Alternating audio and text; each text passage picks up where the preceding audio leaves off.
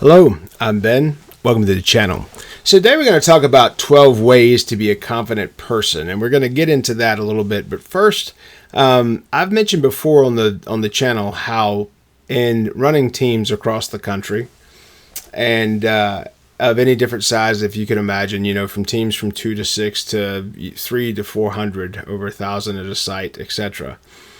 There's always been something that stood out in my mind, something that I saw that replicated itself across the country no matter where I was. The people who were the best in a tight spot or the best in a tough situation were typically people of faith. Okay, so they knew and trusted in their mind that something greater than them was going to help them through the situation that we were in or through the diversity that we were seeing.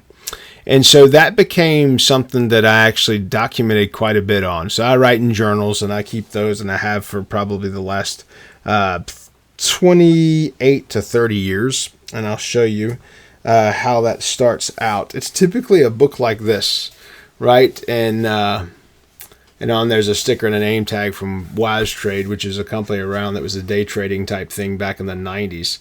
So it kind of tells you how far back this book goes. I'll just read some dates on here. As I went through, typically I would write the date on the top of the page so I could see when this was. So this is 03, 2/16 of 03. So this one book here alone is 20 years old. And there's several here, and I have them throughout my house where I've written things down, and I have that currently today. And even in businesses, I now use a journal. I take a daily journal like this to the businesses that I work on daily. And then, of course, I have this that stays on my desk at home. That's my planner. And I've been carrying that exact planner. Well, I've changed it once because the other one came apart since 1992. So that kind of tells you how long I've had this process in place. Here's the point.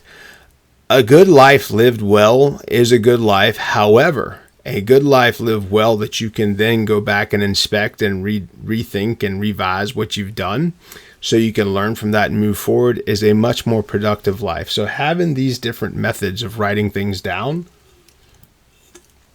is extremely useful in the fact that you can learn from your mistakes, you can learn from what people think about you, etc., and learn from the things that you're having success with. So what I'm going to do first is I'm going to run through a couple verses that stand out on the subject of strength.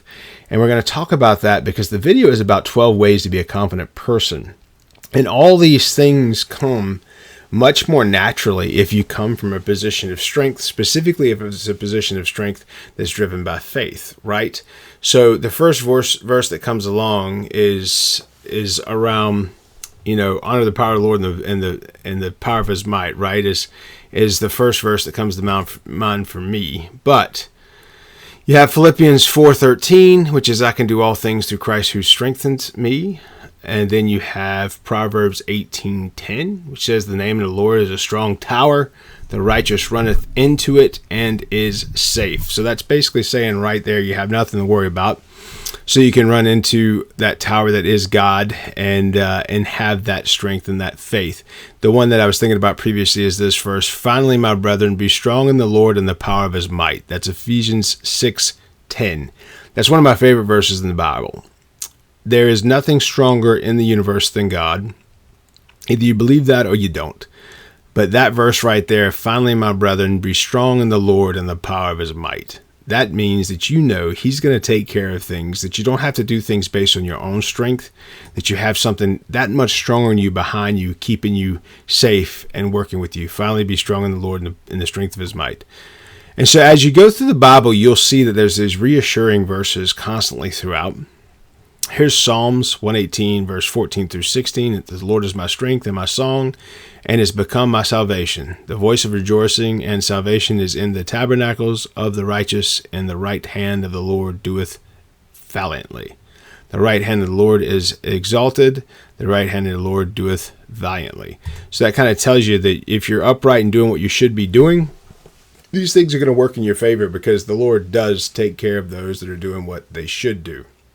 He gives strength to the weary and increases the power of the weak. I have seen that over and over again. People that should not in any way, shape, or form be able to keep going, push through. And I mentioned COVID in a previous lifetime, right? I worked in the healthcare industry, and COVID came and was brutal on the teams, and we were doing all we could to keep patients healthy and safe, and that meant a lot of people worked a lot of hours, and that didn't stop for over a year. And, a lot of people fled healthcare when that was going on. So the few that you had doing the job, they were that much more drawn out. They were that much more hardworking, taking every shift, doing everything they could. And there was just no graciousness or no thankfulness around any of that. People were caught up in the nonsense around the virus and not about what the healthcare workers were doing to keep people safe and secure. But that was a valiant effort. And, we remember things that the military and those folks do. But first responders are also on the front line, especially nurses and healthcare people. When stuff like that happens specifically, they're the ones neck deep in it, dealing with it every day, trying to keep people safe. And that was something that came to mind back then. So here is 2 Samuel 22:33. It says, "It is God who arms me with strength and keeps my way secure." That's 2 Samuel 22:33. Here is one, Psalms 96:6. It says, "Splendor and majesty are before him. Strength and glory are in his sanctuary." So that gives you a few verses. We'll do one more, Joshua 1:9, that says, "Be strong and courageous. Do not be frightened and do not be dismayed. For the Lord your God is with you wherever you go." And that's one of my favorites as well, Joshua 1:9. "Be strong and courageous. Do not be frightened and nor be dismayed. For the Lord your God is with you wherever you go." So I read that because we're going to read now through the 12 ways to be a confident person. And you're going to see that if you have a place, if you're coming through a place of strength, and if you do what you should do through diligence and preparatory work and those type things, you should be able to have confidence in what you're doing. So number one is that you're calm. And if you be calm in a situation as it escalates and keep your calm, you can keep your cool where you can navigate through that situation better than anyone else. Two is maintain your dignity. There's no reason to embarrass yourself over some situation at work or somebody's opinion. Recently I had someone that gave me feedback that was negative from their standpoint. For me, it meant naturally that we had reached a certain point, and that's kind of what I took from it. But it's very simple. People aren't going to understand you or your motivations or how you do things or why you do them the way you do. At the end of the day, you shouldn't complain ever, and you shouldn't explain. If the people are there working through the situation with you, they will see the value in that, so you won't have to explain yourself. You won't have to, have some sit down about that. And there's no point in complaining, because if you're going to complain about something to someone that can't impact the situation themselves, there's no reason for you to stack on, is my point. So they can't help themselves, so they can't help you either. So there's no reason to explain or complain. So number three here is patience is highly necessary. Everything requires patience. Okay, if just because something's urgent or is of an emergent status or urgent status for you, doesn't mean it will be for others. So patience is highly necessary. People have to work through things in their own time, so a lot of time you have to allow them to do that. Number four is maintain your sitting posture.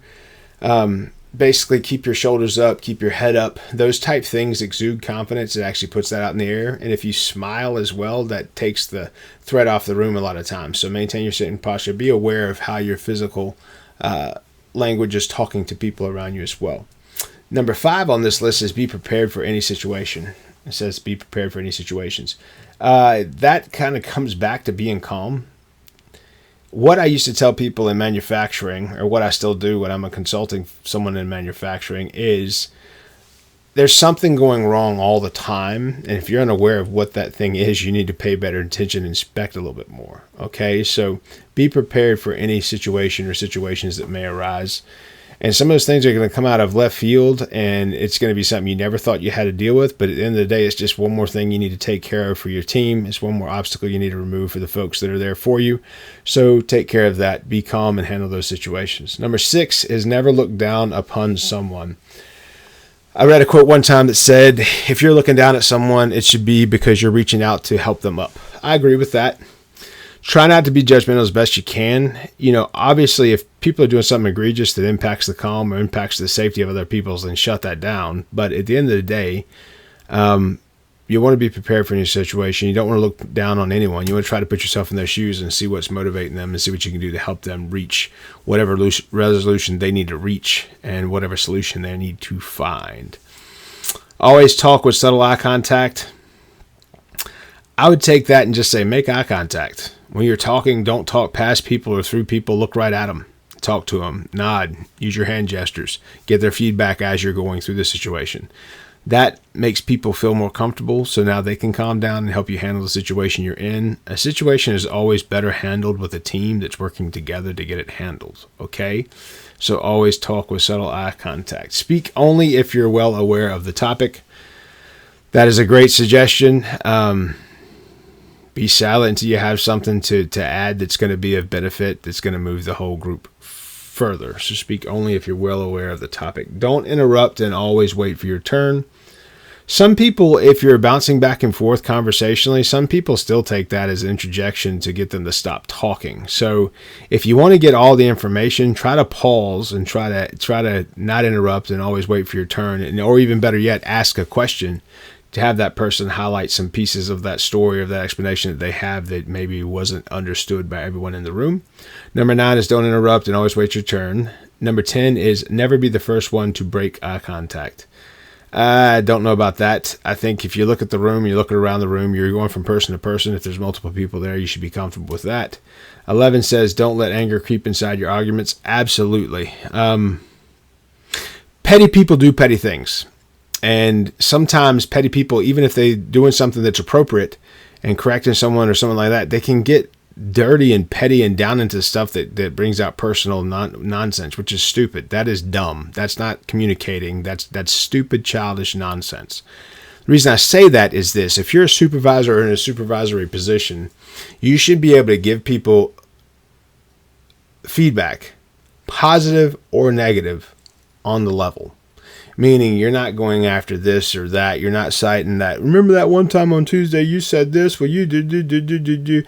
You're not a high school teenage girl, okay? In this situation, if you're leading a team and you're leading that, you're coming from a place of strength with calmness and patience and this understanding, then you don't do stuff like that. When you start making personal barbs and doing those things, you are personally trying to get a rise out of the other person. At the end of the day, our time with everyone is extremely short, okay?